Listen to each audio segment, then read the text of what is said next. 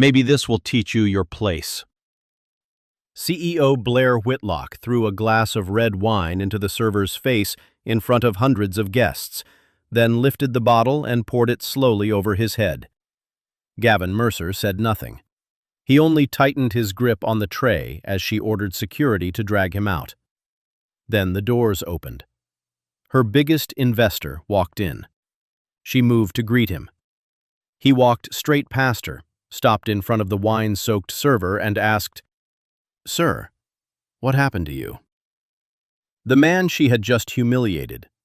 Who was he? Gavin Mercer came in 40 minutes early, the way he always did, because the walk from the bus stop to the service entrance of the Whitlock Grand took 11 minutes, and he had learned long ago that a man who runs late twice becomes a man nobody schedules. He hung his jacket in a locker that stuck unless you lifted it, buttoned the black uniform vest, and clipped the name tag over his heart. The tag said, Mercer. Nothing else. In 4 months at the hotel, nobody had asked what came before it. He was 42, and there was a stretch of years behind him he did not discuss. What people in the service corridor knew about him amounted to this. He took extra shifts without complaining. He never took the last cup of coffee without starting a new pot. And once, when a supplier truck blocked the loading dock and 3 managers stood arguing about it, he had rerouted the whole delivery in under 2 minutes. Dale Foster, the floor manager, watched that and said nothing, but he started putting Gavin on the harder rooms afterward. The kitchen that night smelled like scorched butter and anxiety. The Whitlock Grand was hosting a gala in the Regent Ballroom, and the staff had been told about it 12 days in advance, which meant 12 days of double prep, canceled days off, and a rented crew brought in to fill the gaps. Teresa Nolan, who had worked the banquet floor for 6 years, was rolling silverware at the prep counter with her sleeves pushed up. 240 covers, she said, not looking up. They cut 2 servers from the schedule last month, and now they want the ballroom run like the plaza. You do the math. Gavin had been doing the math for 4 months, quietly, the way another man might do a crossword. Shifts trimmed. A produce vendor who now delivered on Tuesdays instead of daily, which meant somebody had renegotiated terms and lost. 2 housekeeping positions taped to the board since April, with the paper going yellow at the corners. A hiring freeze nobody announced. Small things. He noticed them the way you notice a limp in an animal that is still walking fine. "They'll be all right," he said, "if the money comes through." Teresa looked up at that. "What money?" "There's always money," Gavin said, and went out through the swinging door before she could ask him what he meant. The Whitlock Grand was the flagship of the Whitlock Hospitality Group, and the group had spent 3 years buying properties in markets that had not asked for them. Gavin knew this the way a man reads a weather report, not because it was his business anymore, but because certain habits do not switch off. He had left the corporate world after a period in his life he did not revisit, and he had left it deliberately, choosing shift work in a building where nobody would ever ask him for an opinion. That was the point. That had been the entire point. He took the service stairs to the ballroom level. Through the glass panel, he could see the room already filling. Black tie, gowns, the low, continuous hum of people who all knew each other's net worth. The chandeliers had been lowered and cleaned that morning. A string quartet was tuning near the windows. Dale caught him at the top of the stairs with a clipboard and the specific expression of a man who had been shouted at twice already. "VIP section, tables 1 through 4, Dale said. 1 is hers. "Whitlock's." "Whitlock's. Boards at 2 and 3. Whatever she says, you say yes, ma'am, and you do it. I mean it, Mercer. Tonight is not the night." Gavin took the tray. "It never is."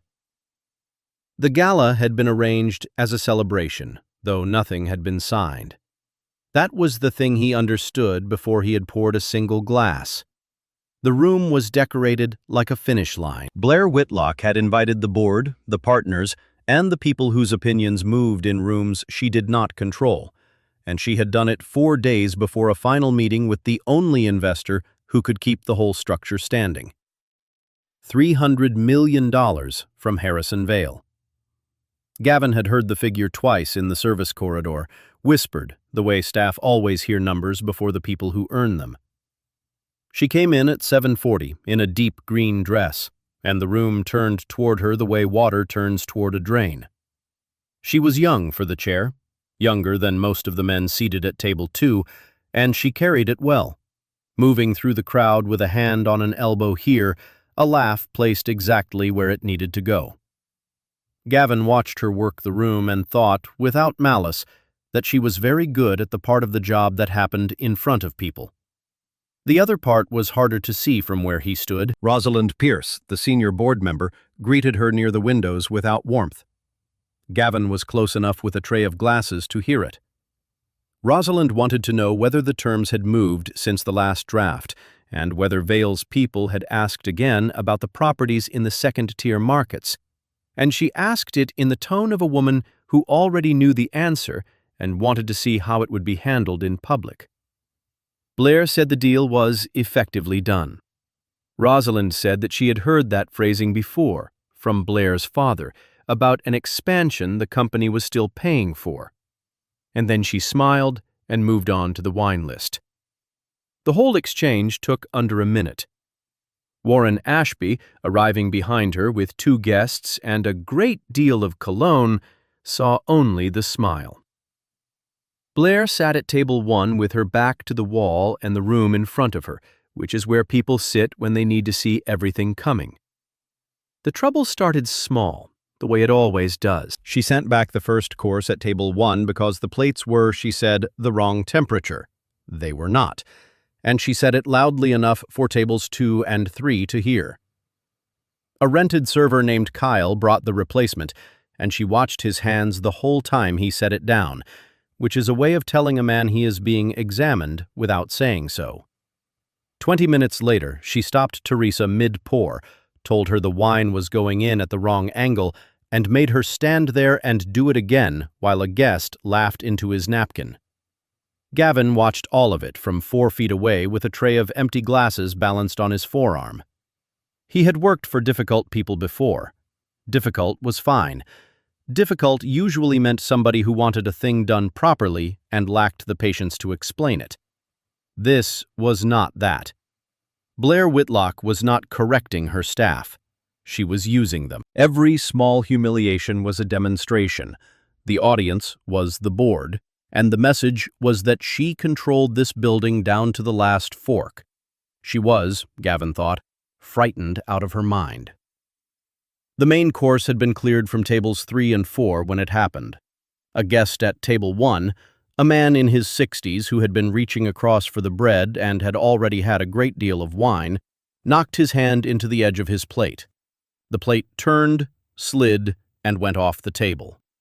Duck, sauce, and porcelain hit the carpet with a sound that stopped conversation in a 10-foot radius. Blair did not look at the guest. She turned in her chair and looked directly at Gavin. "Are you going to stand there?" she said. "Or do you plan to do something about that?" He was already moving. He set his tray on the service stand, went down on one knee beside the table, and began collecting the larger pieces of porcelain into the flat of his hand, so nobody would step on them. The guest who had done it had gone quiet and pink, and was looking at no one. Gavin decided the man had suffered enough for one evening. "This wasn't a service error, ma'am," he said, "at the level you use in a room where people are trying to have dinner. No one on the floor caused it. I've got it." He said it evenly. That was the mistake. Not the words, the delivery. There was no tremor in it, no scramble to be forgiven, nothing she could accept as tribute. Blair heard a man decline to be afraid of her at her own table, and something in her face moved. "Did I ask you for an analysis?" "No, ma'am." "Then don't offer one." Her eyes traveled down the black vest, the white shirt beneath it, the name tag. People carrying trays shouldn't lecture people running companies. Table 1 laughed. Not everyone, but enough. Warren Ashby laughed loudest, the way a man does when he wants the person in charge to see him doing it. Then a woman at table 3 said something under her breath, and a second ripple of amusement went out from her, and Blair caught the sound of it. And nobody in the room except Blair was certain whether that laugh had been aimed at the server on the carpet or at the woman standing over him. Gavin finished stacking the porcelain, blotted the carpet twice with a service cloth, and stood. "I'll have this cleaned before dessert," he said, and turned to go. He got 4 steps. "Wait!" Her voice carried, and it did not have to. "Come back here." He came back. Teresa had stopped at the service stand with a bottle in her hand. Dale had appeared in the doorway with a clipboard against his chest. Neither of them moved, and Gavin understood exactly why. He had made rent for 4 months on this job. He knew what it costs a person to be brave when their schedule can be cut to nothing by Monday. "How long have you worked here?" Blair asked. 4 months, ma'am." 4 months. She set her fork down and turned her chair slightly, opening the conversation outward toward the board. "Do you understand who pays you? Not the hotel, not Mr. Foster back there. Me. My family's name is on this building. Every hour you spend on this floor is an hour I have chosen to purchase. Are we clear?" The quartet had stopped between pieces. The room went quieter than a ballroom is supposed to get, and the attention of every table settled into the space between him and the woman in the green dress. He made the choice in the time it takes to breathe once. "You've bought my hours, ma'am," he said. "An owner has every right to demand the work is done well, and if it isn't, that's on me. But dignity doesn't come with the wage. That part isn't for sale. Not to you, not to anybody." Nobody at table 1 laughed at that. Rosalind Pierce looked down at her water glass. The man who had dropped the plate stared straight ahead. Ashby's smile stayed on his face, with nothing behind it. The quiet that followed was not the quiet of a room enjoying itself. It was the quiet of a room recognizing that something had gone wrong for the person in charge, and calculating, table by table, what it would cost to be seen taking a side. Blair felt the shift before she understood it, and that was the worst part. She had spent the entire evening staging her own competence for the people whose votes would matter in 4 days, and a man in a service vest had made her look, in one sentence, like somebody who could not tell the difference between authority and cruelty. "You will apologize," she said. "Right now, to me, in front of my guests." Gavin did not answer immediately. He was thinking about the locker that stuck unless you lifted it, and the 11-minute walk from the bus stop, and how carefully he had rebuilt an entire life out of shifts like this one after a period he did not discuss. He needed this work. He was old enough to know precisely what the ground looks like from underneath, and he had no intention of going back down there over a moment at a dinner table. But an apology for asking to be treated as a person was a different transaction. If he made it, he would still have the job, and he would have sold the only thing he had never put on the market. "I'll apologize for a mistake, ma'am," he said, "not for having dignity." Someone at table 2 exhaled audibly. A phone came up at table 4, held low and angled, the way people hold them when they intend to record and pretend they are not. Then a second at table 3. Blair saw them and did not stop. She reached out and took the glass of red wine standing beside her plate, lifted it slowly, turned the stem once between her fingers, and held it at the height of her shoulder. It was not a fast movement. That was what Teresa Nolan would remember afterward, and Dale Foster, and everyone who later explained to themselves that they had been sitting too far away to intervene. Blair Whitlock had time. She had several full seconds in which she could have set the glass back down, and every person watching could see that she had them, and she used them to make sure that everyone was looking. Gavin saw the glass. He saw the angle of her wrist and knew what was coming and roughly how long it would take. He did not step back. He stood with the service cloth folded over his left forearm and the broken plate stacked on the tray behind him, and looked at her the way a man looks at weather he has already decided to walk through.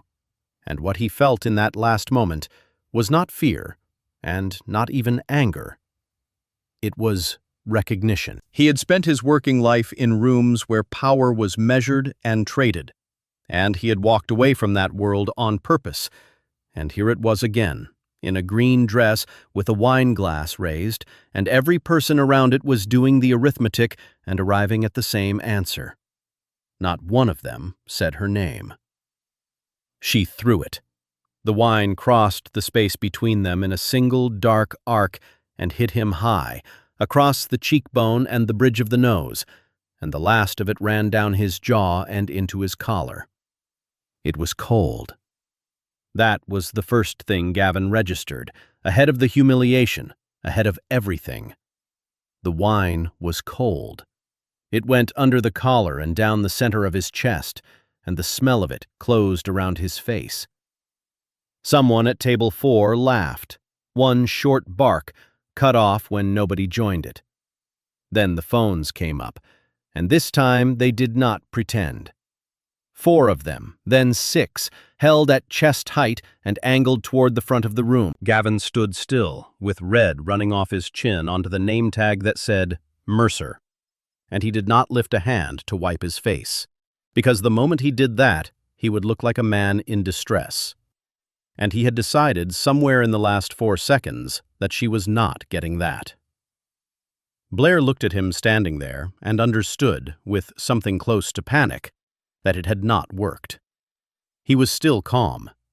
The wine had accomplished nothing except making him wetter than he had been a moment ago, and the room had still not laughed the way she needed it to. So she reached for the bottle. It stood beside her water glass, 3/4 full.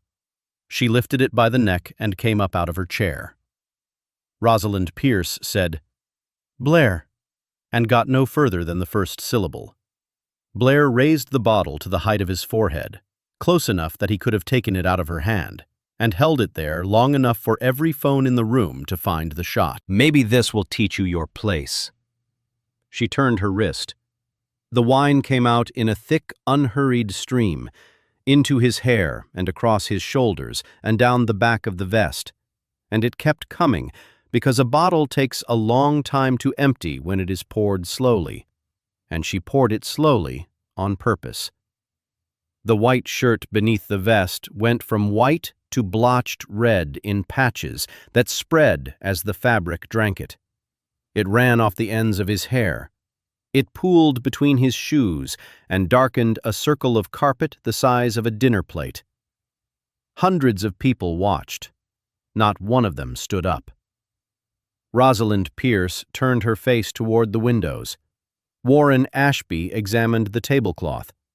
Dale Foster stayed in the doorway with his knuckles white on the edge of the clipboard. Teresa Nolan was crying without making any sound at all, and she did not move either. And Gavin saw her not move and understood what was holding her feet to the floor. 6 years on the banquet floor. Rent, a schedule that could vanish by Monday. Standing there with wine running off his jaw, he arrived at the thought that would organize everything after it. The frightening thing in this room was not the woman with the empty bottle. Arrogance was ordinary. He had met 100 versions of it in the years he no longer talked about. The frightening thing was the structure. A room in which hundreds of people could watch cruelty at close range, and every one of them, separately, could work out that silence was cheaper. She had not done this alone. She had done it inside a system that had already agreed in advance not to interrupt her. Blair set the empty bottle down, and it made a small sound against the linen. "You're finished. As of this second. Don't come back for your things, they'll be sent." She raised her voice toward the doors. "Security! Now!" 2 men in dark suits came down the side of the ballroom, moving fast, not looking at the guests. Gavin did not argue. He did not ask her to reconsider, and he said nothing at all about who he had been before 4 months ago, which would have taken 1 sentence and would have changed the entire shape of the evening. He bent down instead and picked up the tray and stacked the last of the broken porcelain onto it so that nobody working the floor would have to come back for it later. The two guards reached him and took hold of his arms. Then the doors of the Regent ballroom opened, and both of them let go. Harrison Vale came in with two advisors behind him and did not stop at the threshold to be announced. He was 71, gray, unhurried, in a suit that had been made for him some years ago, and he had come 4 days early and without notice because 30 years in the business had taught him that the only honest view of a company is the one it gives you when it does not know you are looking. Marcus Reeve, his lead advisor, came in half a step behind, with a leather folder under his arm. Blair's face reorganized itself in under a second. She left Gavin standing in the wine, smoothed the front of the green dress, and crossed the floor with her hand already out and a smile that had cost a great deal of practice. "Mr. Vale, welcome." He walked straight past her. She was left standing in the middle of her own ballroom with her hand extended and nothing in it, and the entire board watched it happen, and that image would outlive the evening for every person in the room. Harrison had seen Gavin. He stopped 10 feet short of him and stood there a moment too long, looking at the wine coming off the man's hair onto the ruined shirt, at the name tag, at the tray of broken plates in his hands. Something in his face went from confusion into something considerably worse. Then he crossed the rest of the distance quickly, and in front of the full board of Whitlock Hospitality, Harrison Vale put out his hand to the server their chief executive had just humiliated. "Sir, what happened to you?" The room made no sound at all. Blair looked at Harrison, then at Gavin, then back at Harrison. And for the first time that evening, the confidence went out of her face, and what was underneath it showed through. "Mr. Vale," she said, "is this person known to you?" Gavin did not answer her. He shifted the tray to his left hand and took Harrison's, and the older man gripped it hard and did not let go immediately. And neither of them explained anything to anybody. Then Gavin looked past him, directly at Blair, and spoke for the first time since the bottle. "Perhaps Ms. Whitlock should answer your question." The power in the room turned over, and everyone standing in it felt the direction change. Blair recovered fast. She was good at the part that happened in front of people. "There has been a misunderstanding," she said, moving toward Harrison with her palms out. "This employee became disrespectful with guests at my table. It escalated." I was managing a staff member who lost control of himself, and I'll admit the situation got away from all of us. It is not what it looks like. Harrison looked around the ballroom, slowly, at the 10 or 12 phones still up. "Then somebody in this room has it on video," he said. "I'd like to see it." Nobody moved for a moment. Then a woman at table 3, a guest, not staff, walked forward and handed her phone to Marcus Reeve without a word, and once she had done it, 2 others did the same. They watched, standing up, Harrison, Reeve, and, drifting closer, half the board. The footage began before the plate fell. It showed the guest at table 1 knocking his own plate off the edge. It showed Gavin going down on one knee to gather the porcelain. It showed Blair turning on him, and the line about people carrying trays, and the laughter. It showed him standing with the cloth over his arm, saying that an owner could demand good work, but could not purchase dignity. And it showed that at no point did his voice rise, at no point did he step toward her, at no point did he say anything that could be called a threat or an insult. It showed her lift the glass and hold it, with time to spare, and throw it. It showed her empty the bottle over his head while he stood still. It showed her fire him in front of the entire room. Harrison handed the phone back to the woman who had given it to him and turned to Gavin. "Do you want to tell them, or should I?" Gavin said nothing. He set the tray on the service stand, folded the wine-soaked cloth, and laid it beside the tray. And that was his entire answer. So Harrison told them. 9 years ago, he said, addressing the room rather than Blair, my firm was 6 days from closing an acquisition that would have ended it. Everything my people gave me said it was clean. Every model, every projection, every advisor I was paying at the time. There was one consultant on that deal team who read the same documents and reached a different conclusion. And he was not senior, and he had nothing whatsoever to gain by opening his mouth. He nodded toward Gavin. This man. He found the hole that everyone else had walked past for 4 months. Then he did the harder thing, which was to bring it to me in a room where every other person had already told me what I wanted to hear, and stand there while I told him he was wrong. He didn't move. He was right. We walked away 6 days out. It saved me several $100 million. It saved the firm, and in 30 years I have met perhaps 4 people who would have done it. He looked at Blair then, without any heat. I have called him Sir ever since. Not because he has more money than I do. He does not. Not because he outranks me. Because there is a difference between somebody who is useful to you and somebody who is honest with you. And the second kind is nearly impossible to find. And when you find one, you should be extremely careful how you speak to him. Blair had gone gray under the ballroom lighting. Harrison went on. 2 years after that deal, Gavin's wife died, and he left consulting to hold what remained of his household together on his own, and he had cut contact with the corporate world almost entirely afterward.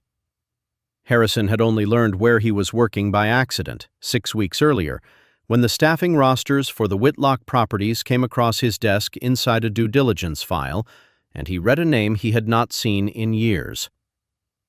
When I found out he was working on the floor of the property I was about to put $300 million into, Harrison said, I asked him for his opinion. He refused a fee. He refused to go looking for anything. He agreed to tell me honestly what he saw with his own eyes in the place where he worked, and nothing beyond that. He looked at the wine on the carpet. Tonight has answered the question more clearly than he ever could have. Marcus Reeves stepped forward and set the unsigned contract down on the small table beside table 1, next to the empty bottle and the glass she had thrown. Blair looked at it and understood, entirely and at once, what she had done. For 8 months, she had sent this man reports, decks, occupancy models, culture surveys, every polished document her people could produce. And the one source he trusted above all of it had been carrying a tray through her ballroom for 4 months, and she had emptied a bottle of wine over his head in front of her board. I don't invest in buildings, Harrison said. I invest in leadership. I have now seen this company's leadership. My office will notify you Monday. He picked the contract back up off the table and turned toward the doors. Blair's composure broke for the first time. She said his name. She said something about the terms, about the timeline, about 8 months of work, and her voice climbed at the end of it in a way she would think about for years. But the person for whom the floor genuinely gave out was not Blair Whitlock. Gavin had been standing at the service stand doing what he had been doing quietly for 4 months. Cut shifts. A produce vendor moved to Tuesdays. 2 housekeeping positions taped to a board since April. Managers approving purchase orders line by line. He already had the shape of it in his head, and Reeves said something low about liquidity, and Harrison answered without lowering his voice. Whitlock Hospitality has weeks, not months. If this money doesn't arrive, they're selling properties by the end of the quarter and closing the ones nobody wants. Gavin looked around the room, and for the first time all evening, he was not looking at the tables. He was looking at the walls. At Teresa Nolan by the service door with her arms wrapped around herself. At Kyle standing beside the pantry holding an empty tray. At Dale Foster in the doorway, who had not moved and could not have afforded to. at the line cooks who had come up the back stairs and were standing in the corridor, because word travels through a kitchen the way it always does. Some of these people had looked at the floor while wine ran down his face. He had watched them do it. He had also spent enough years knowing what the ground looks like from underneath to understand that silence bought by fear is not the same thing as cruelty. Teresa had 6 years and rent. Kyle had been sent by an agency and would be sent somewhere else on Monday. They had done nothing, and they had done nothing for a reason. And if Harrison walked out that door, thousands of people exactly like them would lose their income inside a quarter, over a woman who had never asked their permission before humiliating him. He had been thrown out of a job 3 hours into a shift he had shown up early for. He had wine drying in his hair. Blair Whitlock deserved every consequence walking toward her. All he had to do was collect his jacket from the locker that stuck unless you lifted it, walk 11 minutes to the bus stop, and do nothing at all. And that would be justice for him, paid for by several thousand people who had done nothing wrong. Harrison had the contract in his hand and was already moving. "Don't save her," Gavin said. Harrison stopped. Gavin looked past him, at Teresa and Kyle and Dale and the cooks in the corridor, at all the people standing along the walls of a room where they were not permitted to sit. "Save the people who work for her."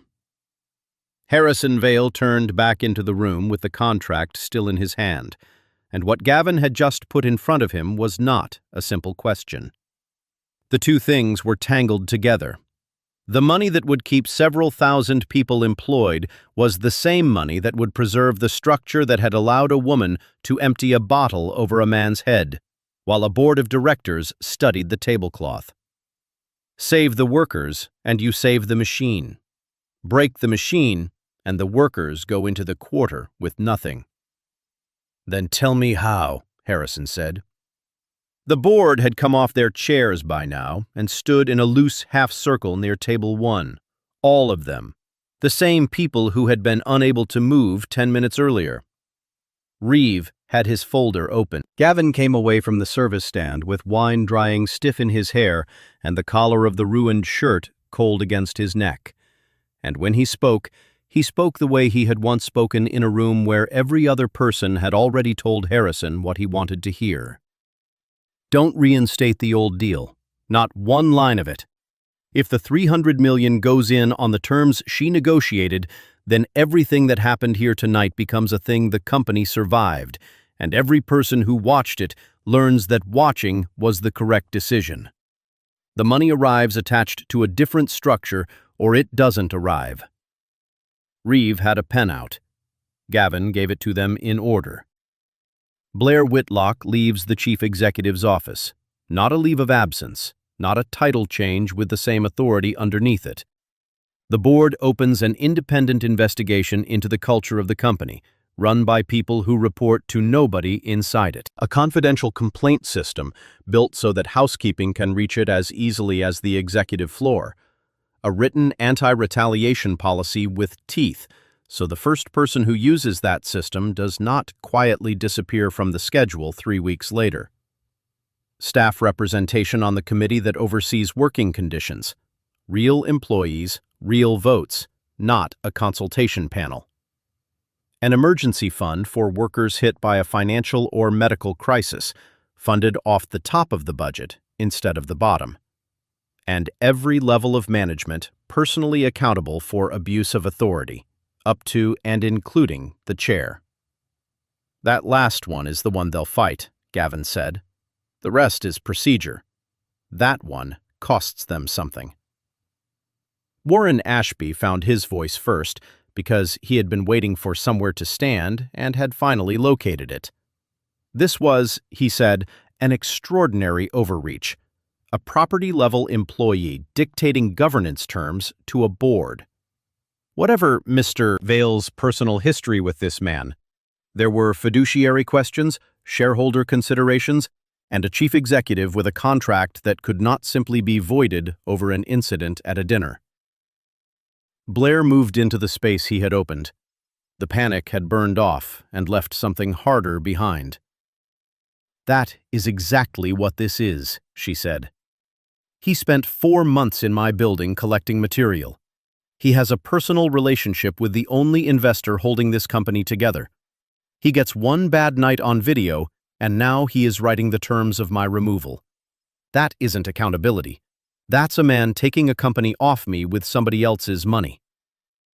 He refused a fee, Harrison said. Because a fee is small. She turned on Gavin, and the room turned with her. You want the seat. Everybody wants the seat. They just want it handed to them so it looks like a favor. So take it. If you're so much better than me, sit in it. Run it. For about 2 seconds, it was the most dangerous moment of the night, because it was the only offer capable of making everything he had said sound like a negotiation. He did not move toward it. No. Ashby started to speak, and Gavin talked through him without effort. I don't want the company. I don't want your office, and I have no interest in turning what happened to me in this room into a career. If I take that chair tonight, then every person standing along those walls learns that the way out is to have the right friend walk through the door at the right minute. That's the same lesson they already had. It just ends better. He looked at Blair directly, and for the first time all evening, there was something in his face that was not calm. I don't want your chair. I want the people beneath that chair to stop being afraid of it. Rosalind Pierce spoke then. She had been the one who said Blair's name when the bottle came up and had not finished the word, and she had had 10 minutes to think about that. Mr. Vale, if we accept these terms, does the investment close? In full, in writing, yes. And if we don't?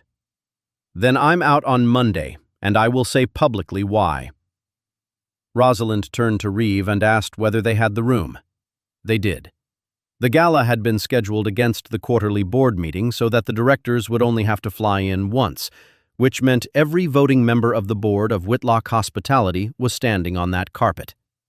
She called it as a vote of no confidence, advisory, with counsel to formalize the separation in the morning, and Ashby made one final attempt about process and decisions taken under duress, and it died in the room. Whatever he had been counting on when he laughed loudest at table 1 had evaporated, somewhere between the video and the contract on the side table, and he knew it before the count reached him.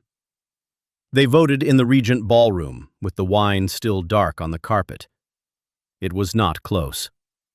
Rosalind Pierce voted first, and out loud, and once the first person had said it aloud, the rest went quickly, which is how these things generally work. Silence is only expensive for whoever breaks it first. Blair Whitlock lost the company in front of the guests she had invited to celebrate a deal that had never been signed. She did not shout. She stood very still while it happened, then picked up her clutch from table 1 and walked the length of her own ballroom to the doors, past the quartet, past the phones, and the room parted for her the way it had parted when she came in. And that was the last thing it ever gave her. The weeks after did what those weeks do. Blair did not get a quiet exit. The separation was formalized on Tuesday, and the board declined to sign a statement calling it a mutual decision because Rosalind Pierce would not put her name to one. When the investigation issued its first findings, Blair was named in them, and she was required to answer for the gala in front of the same directors who had watched it happen and said nothing. There was no severance package worth defending, and no version of the story left that she could tell. The video reached several million people inside 4 days, and its shape never changed no matter which account posted it, because there was no version of that footage that helped her. What mattered was not what it did to Blair. It was that it gave permission. The independent investigation opened with a mandate covering 5 years. The confidential system went live in the 3rd week, and once people understood that the first person to use it had not quietly vanished from the schedule, the reports came steadily. A regional director 2 states away, who had told a housekeeping team their hours depended on how they voted on a scheduling change. A general manager who had been approving his own expenses for years, Two supervisors named repeatedly in complaints filed under the old system, which turned out to route directly to the manager being complained about, which explained a great deal. None of it was new. All of it had been sitting in those buildings for years, held down by the same arithmetic that had kept Teresa Nolan standing still with a bottle in her hand. Harrison Vale wired $300 million under the restructured terms in the 6th week. The company reorganized under new leadership drawn half from inside. The hotels stayed open, and several thousand jobs that would have ended inside the quarter did not end. He came to see Gavin about a month after the money moved, with an offer that was serious. Senior advisor to the fund, evaluating the businesses Harrison was preparing to invest in. Gavin took it with one condition. I don't only look at the returns. I look at how they treat the people with the least power in the building. Not a survey, not a culture deck. I want to be able to walk the service corridor of anything you're about to buy, and I want that to weigh in the recommendation the same as the numbers do. Harrison agreed in about 4 seconds, which told Gavin most of what he needed to know about why the man had come. The condition was not sentiment. Gavin had spent years carrying a household on his own, years in which every decision he made had somebody else's stability attached to it, and that had permanently changed the way he read a payroll line. Most people looked at labor cost and saw a number that could be pressed downward. He looked at it and saw specific arithmetic in specific lives. The 11-minute walk, the rent, the shift cut on a Tuesday that cannot be replaced by Friday. A payroll is not a category of expense. Behind every line of it is a person holding their life upright with that job. He went back to the Whitlock Grand the following spring. He came through the front this time in a plain dark suit, no tie, and the doorman did not recognize him. Two of the new managers met him in the lobby and started steering him toward the elevator, talking about the VIP room and a table they had held. Gavin declined. I'd like to see downstairs first. They took him down the service stairs he had once climbed with a tray. The corridor had been repainted. The staff break room, which had been a windowless box with 2 vending machines and a table that rocked, had been opened up and lit properly, with real chairs in it and a coffee setup along the back wall. Beside the door, at the height where anybody would see it without looking for it, was the card for the complaint system, the access code and the number, out in the corridor where every person in that building walked past it 4 times a shift, with the reporting itself done privately, away from anyone's desk. Teresa Nolan was in the break room. She had been promoted and was training the new banquet staff, and when she saw him she stood up and said nothing for a moment, and then she pointed at the wall. A small glass case was mounted beside the doorway. Inside it was a name tag. It said Mercer, and there was still a faint brown stain across the lower corner where the wine had run down and dried. Gavin had not known it was there. The staff had put it up themselves after the investigation closed. They had asked nobody's permission, and nobody had taken it down. Beneath the case, a line was engraved on a small brass plate. A title tells you someone's job. It never tells you their worth. He stood and looked at it for a while. Teresa told him it had been her idea and that Dale Foster had paid for the case and that the new general manager had come down to see it once and gone back upstairs without saying anything at all. Harrison Vale had called him Sir in front of a full ballroom, and that moment had turned the room over. But standing in that corridor, Gavin was clear with himself about the thing most of the people who watched the video had gotten wrong. That was not the reason he had deserved respect. The respect had been owed to him at 8 o'clock that night, when everything Blair Whitlock knew about him was a name on a tag, a tray in his hands, and a black vest that told her he was beneath her. It had been owed to him when he knelt on the carpet to pick up somebody else's broken plate. Nothing Harrison said afterward added to it. All Harrison did was make it visible to people who had needed a billionaire's word before they could see what was standing in front of them. Blair had poured that wine because she believed authority gave her the right to decide who counted. That was the error, and it was not an error of temperament. She was intelligent, she was capable in front of a room, and she lost everything anyway. Not because Gavin turned out to be stronger than her, and not because he had a powerful friend. She lost it because she never once understood that power is a thing you are handed responsibility for, not a thing you are handed permission with. Every person in that ballroom depended on her judgment, and she spent it on a moment of theater at a dinner table. And Gavin, standing in front of a name tag in a glass case with wine dried into the corner of it, had held in his hands the cleanest revenge a man is ever offered. He could have walked out the service door and let all of it come down on her, and nobody would have blamed him for a second of it. He chose instead to protect the people who had no power to protect themselves, including the ones who had looked at the floor while it ran down his face. Don't wait to respect someone until you find out they're wealthy or well-connected, or that a billionaire calls them sir.